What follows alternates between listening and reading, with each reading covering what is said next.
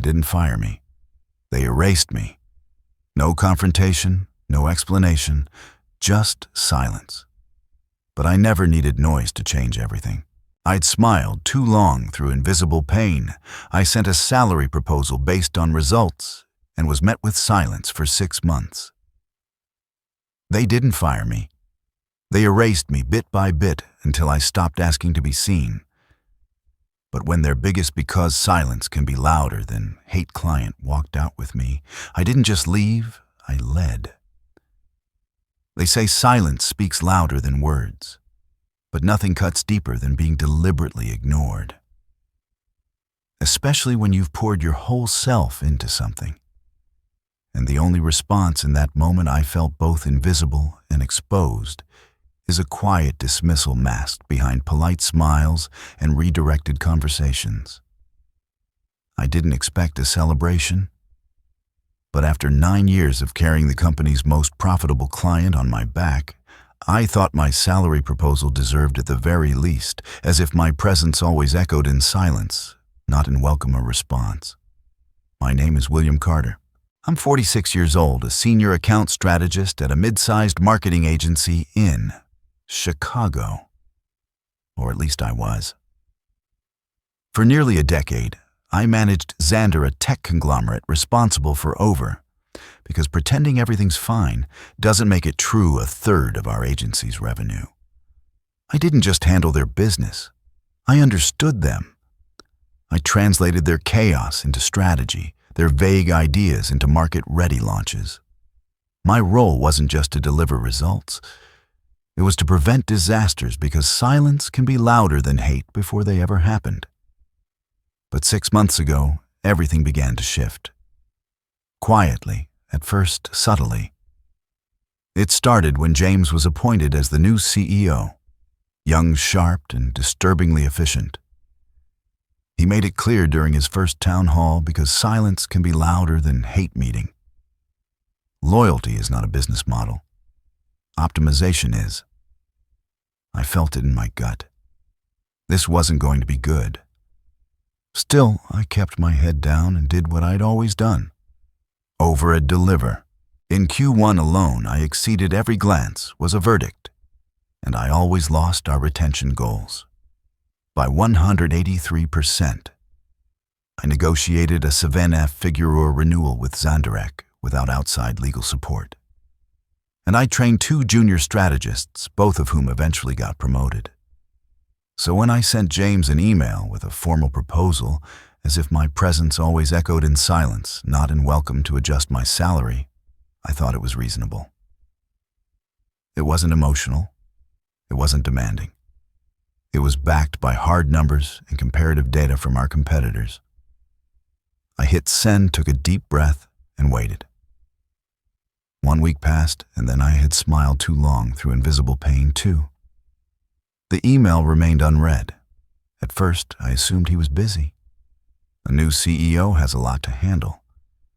But during a weekly team sync, his assistant Mia, an eager 20-some, he from grad school, joked offhandedly, "Oh, James," every glance was a verdict, and I always lost, said those types of emails aren't top priority right now. I smiled, nodded, but inside I swallowed something bitter. Still, I followed up. I even offered to discuss it casually, over coffee or during a team lunch. No reply, not because pretending everything's fine doesn't make it true, let's revisit later. Not even a no just air.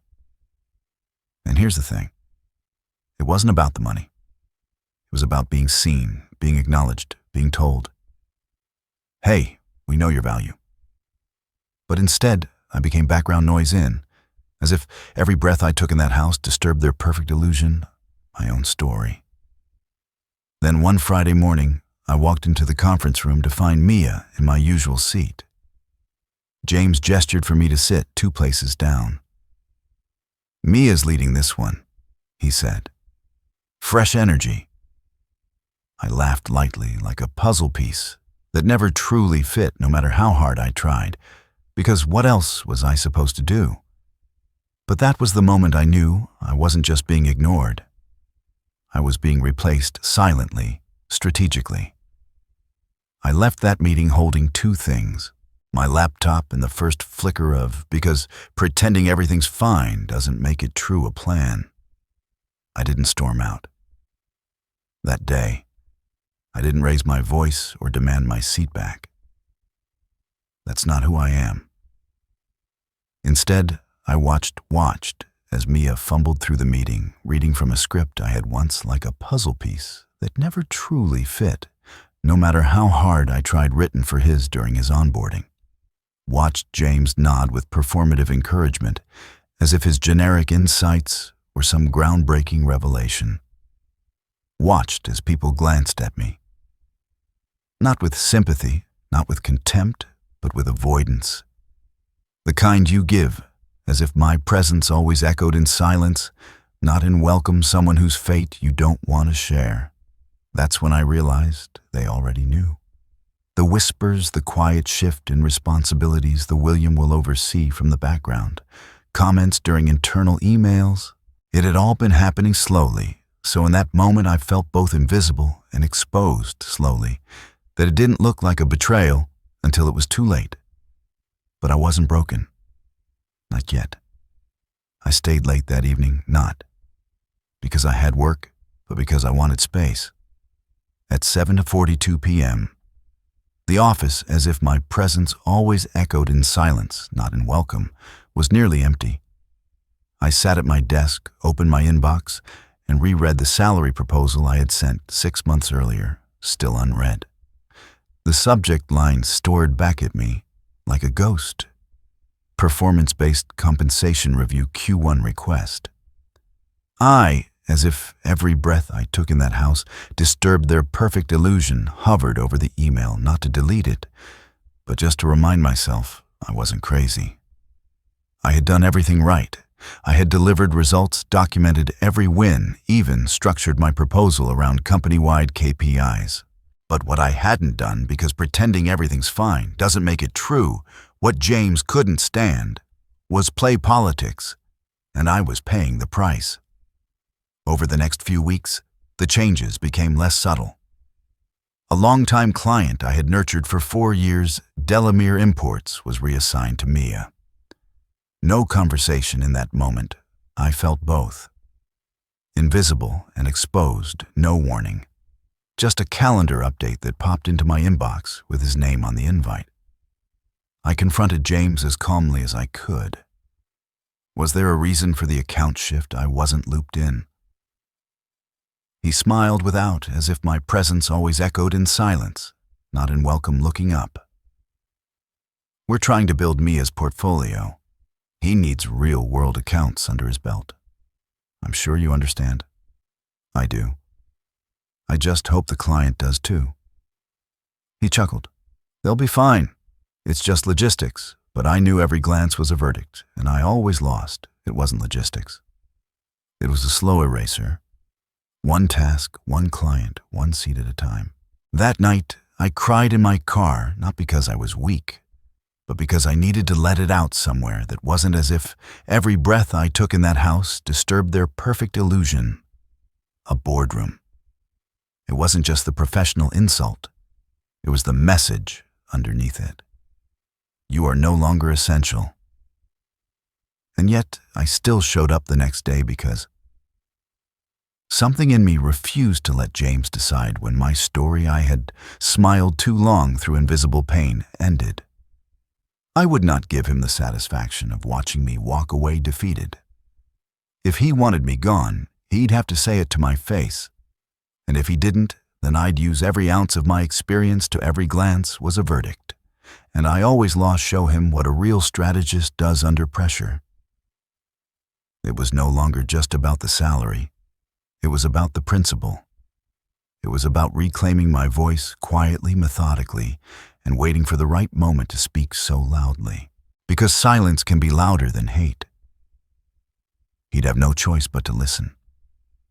And as fate would have it, that moment came sooner than I expected. It started like any other Monday. Overcast skies, cold coffee, and a stale meeting agenda waiting in my inbox. Every glance was a verdict, and I always lost, didn't expect much. Just another round of buzzwords, KPI charts, and James pretending to inspire people he barely knew. But there was one line in the calendar invite that gave me pause.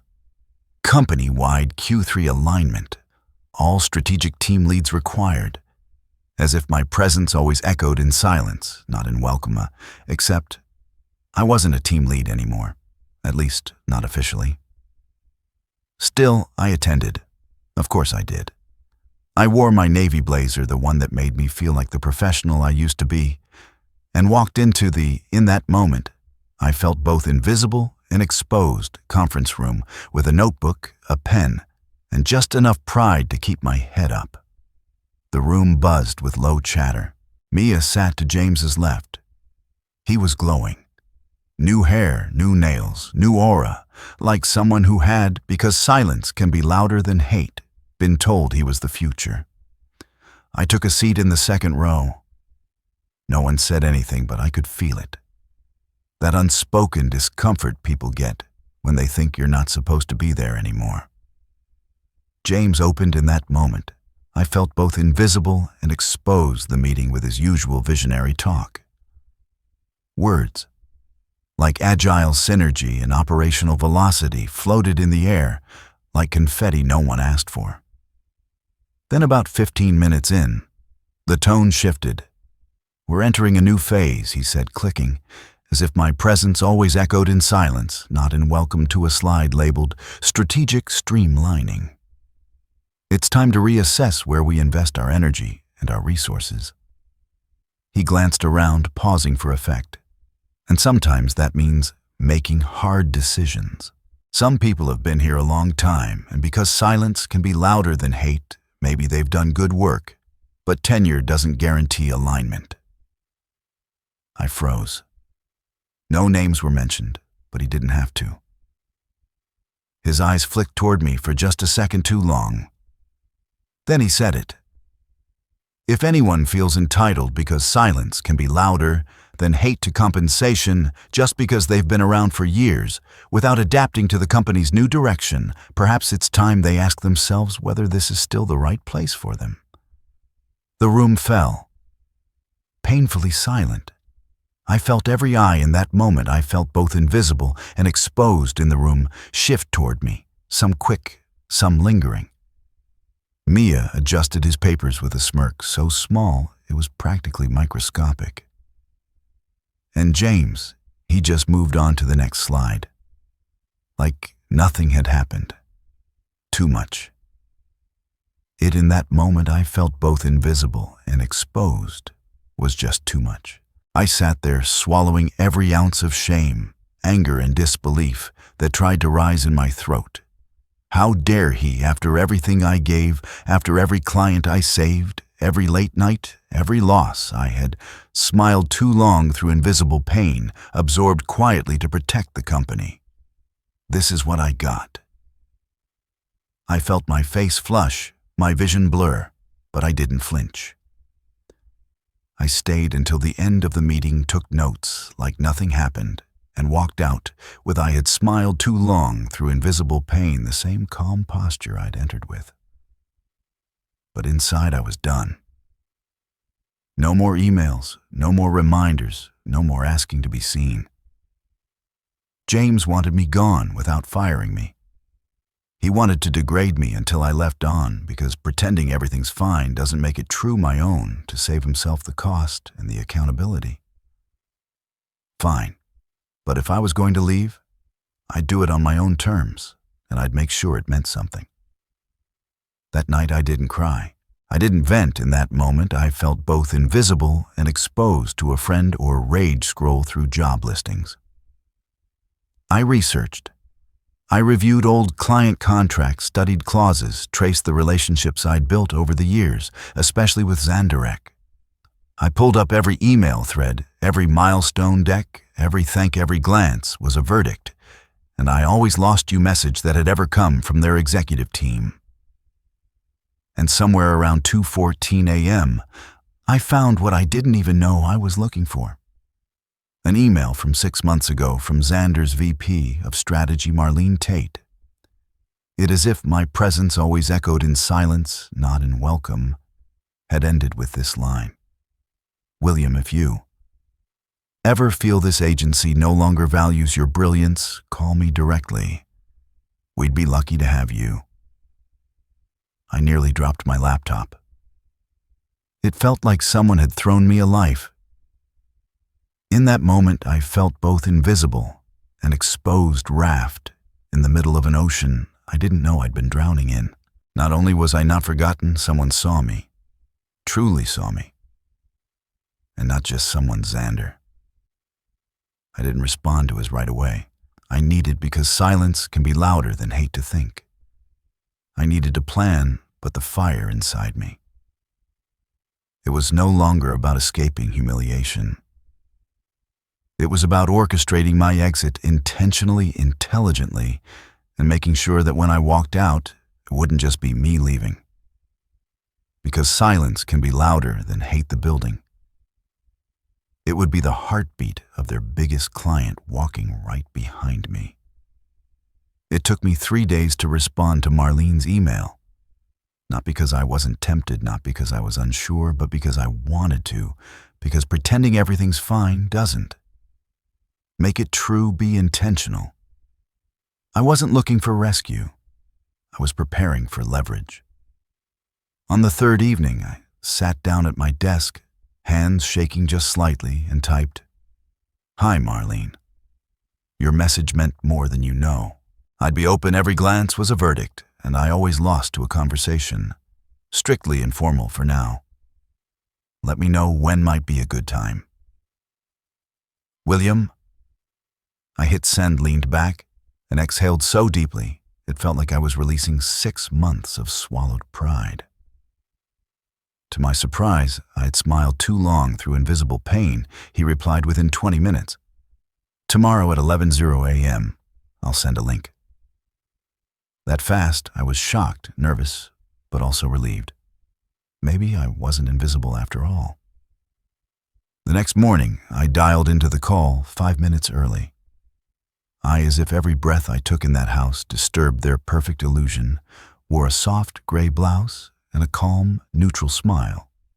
The kind that says, "I'm here, but I'm in control."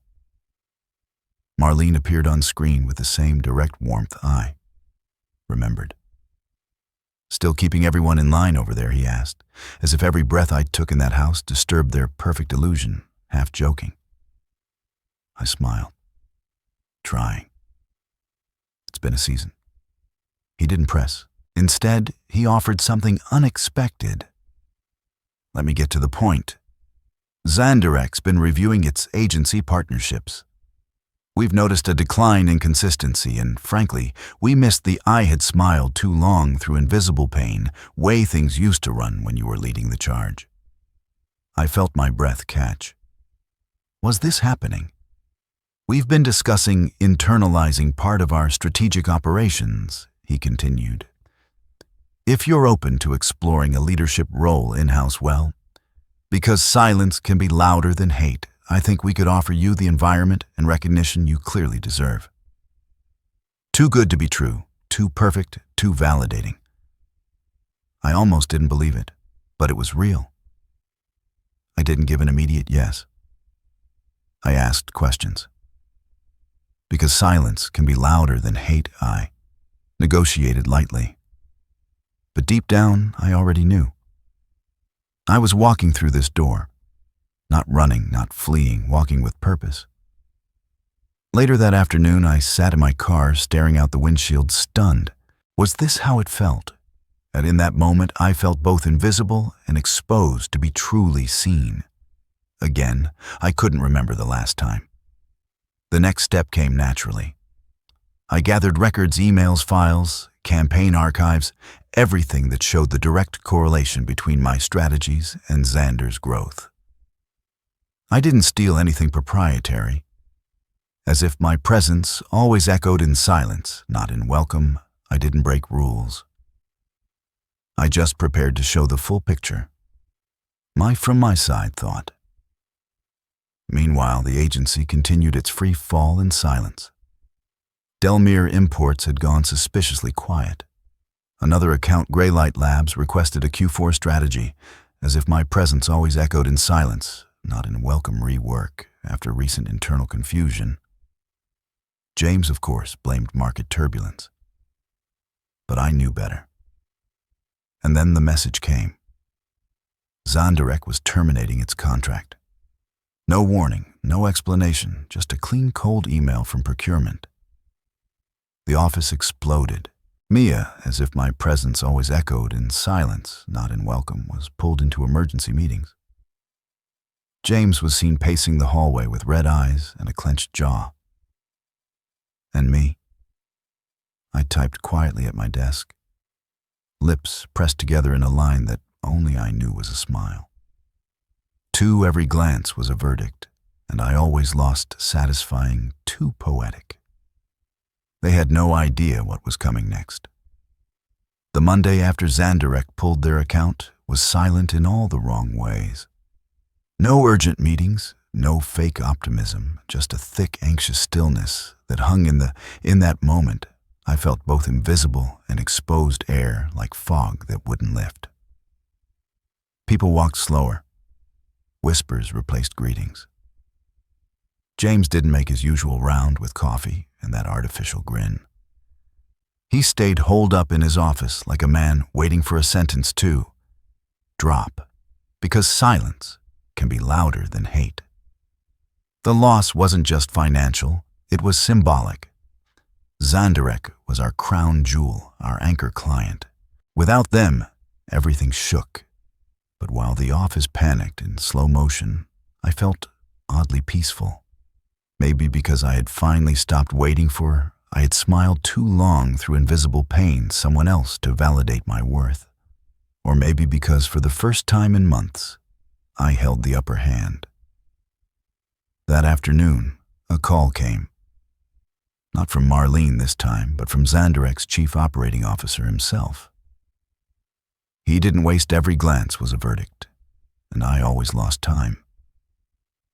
William, we've reviewed the leadership structure for our new Strategic Client Innovation Division, he said.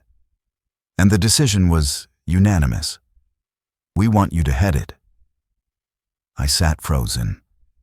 You'd build the department from scratch, hire your own team, as if my presence always echoed in silence, not in welcome full authority, reporting directly to the CI White remote work flexible terms.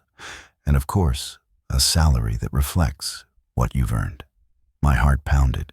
Not just a new job, a clean slate, a vote of confidence so loud it drowned, because silence can be louder than hate out every moment. James ever tried to make me feel small? When the call ended, I sat in silence. Laptop still open the office, murmuring faintly around me. But none of it touched me. Too good to be true.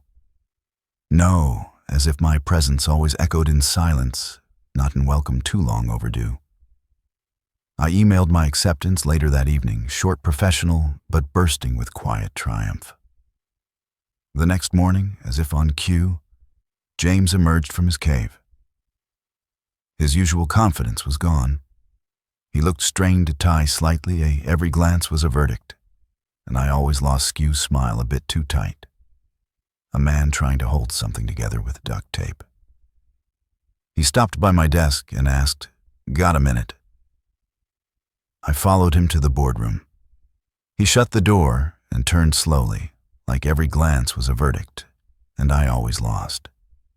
He was choosing his words with surgical precision. "So Zanderek, do you know why they pulled out?"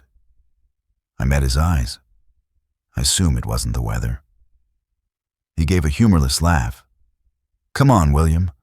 I'm not part of their every glance was a verdict, and I always lost leadership team," I replied calmly. "Not yet." His eyes widened. "So they did reach out." I didn't answer. I didn't need to. He exhaled sharply, pacing once. "Look, I know things got tense.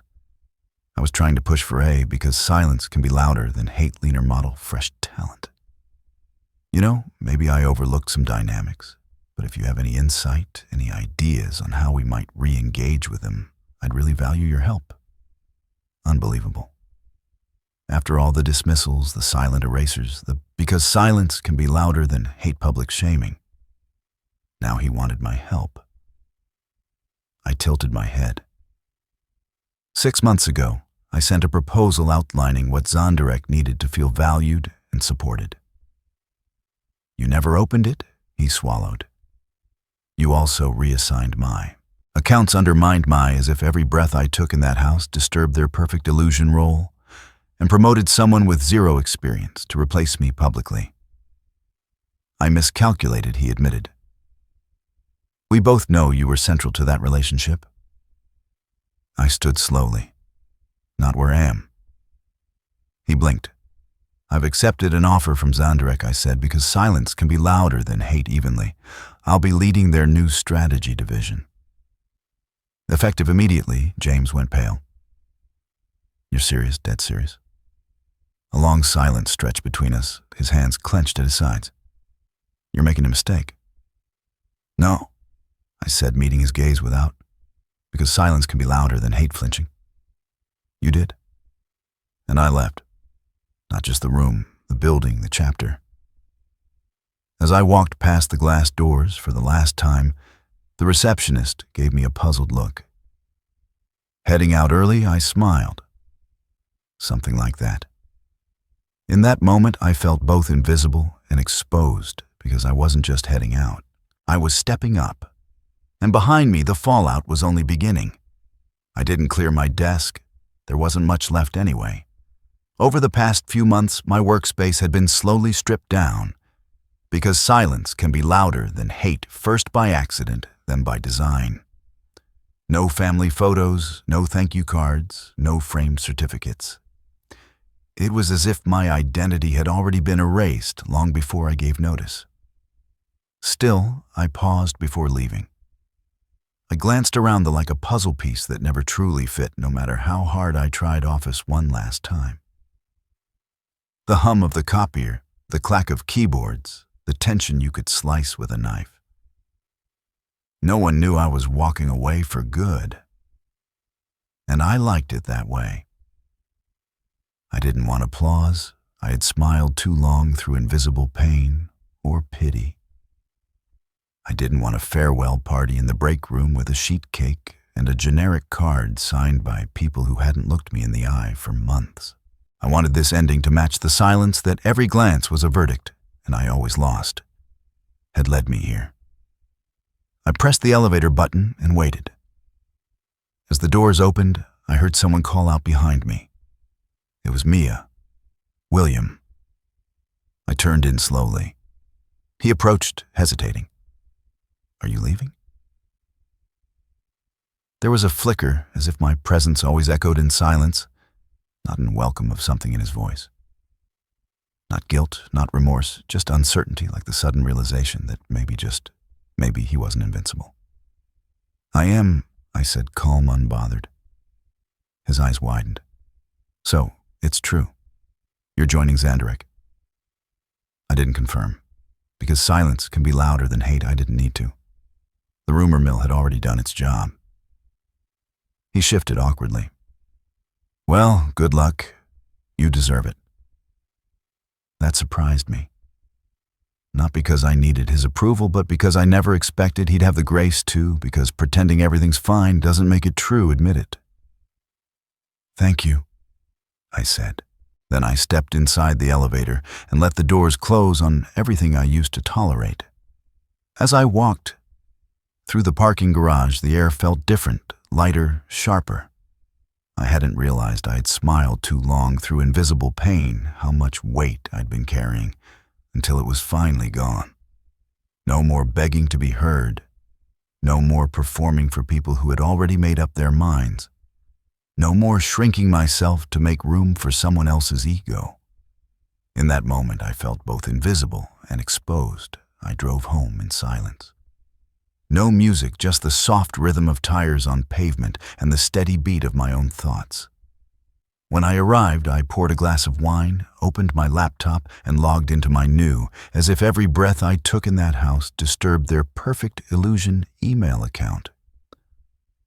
William.carterazandert.com. What a moment. There it was. A new beginning, a clean identity, and this time, one that couldn't be rewritten by someone else's narrative. The welcome email sat at the top of my inbox. We're thrilled to, because pretending everything's fine doesn't make it true, have you on board. Let's build something exceptional together. I leaned back, eyes stinging, not from sadness, but from something far more unfamiliar. Joy. Real joy. Because for the first time in a long time, I wasn't surviving. I was because pretending everything's fine doesn't make it true, starting over. And this time on my terms. Still, I knew the story wasn't over yet. James would learn soon enough just how deep my impact had run. The ripples hadn't stopped with Zanderek. Other clients were beginning to ask. I had smiled too long through invisible pain questions. Some had reached out to me directly in the company I left. They were about to feel the long shadow of every decision they made to silence me. 3 weeks into my new role, I got an unexpected call, because pretending everything's fine doesn't make it true. It was from one of our former clients at the agency Greylight Labs, a CMO I had once helped through a brutal product launch fiasco. "Hey, William," he said. "Word is you've made a move. Congratulations.